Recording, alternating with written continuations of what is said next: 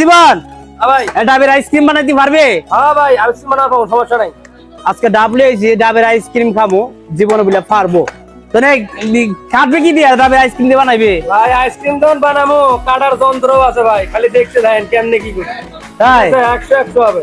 আমি ভাবছি যে পারবো না, সব যন্ত্র বলে আছে। এই দেন ভাই, ওরে বাবা, দেখছেন? তাই এই দেন, দেখলে আনলে বন্ধু। ওরে সর্বনাশ, এদিকে পুরার পানি ঢালিয়া দিছে রে নিজে।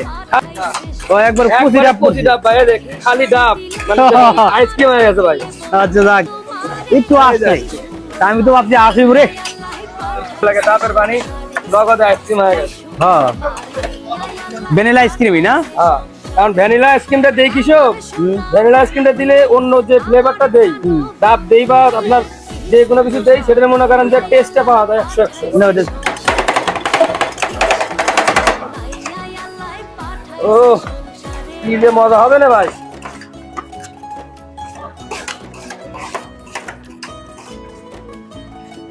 দেখি দুধ।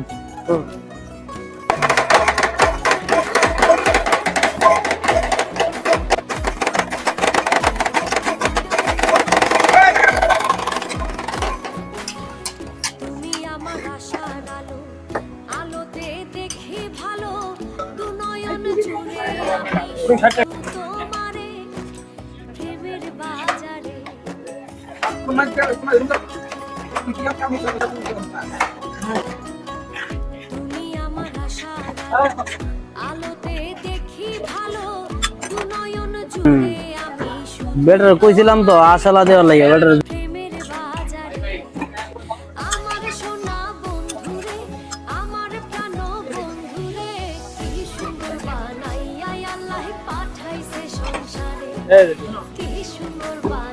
দাও ও, আবারও আজকে তুই আবার এমন শুরু করছস ভাই, এটা নিউ স্টাইল ভাই।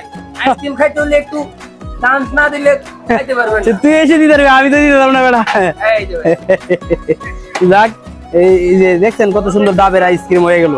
হ্যাঁ, আপনি খাই, এটা আপনি খাওয়ান যাবো। ডাবের একটা সে একটা গ্রান আছে রে। নাও খাও।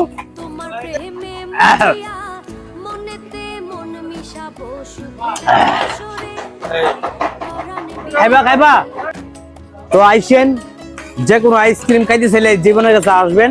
এই যে কেমনে ডান্সটা করছো কেমনে না, হ্যাঁ আবার আবার ডান্স দিই তো। ওর দিকে দে দে, ওই যে দে, আর করা লাগতো না। ওর দিকে রাখেন, ওই কিন্তু আইসক্রিম আপনি করে খাওয়াইলে এমনি খাওয়াইবো, হ্যাঁ সুন্দর ভাবে। তো ভালো থাকেন, আল্লাহ হাফেজ।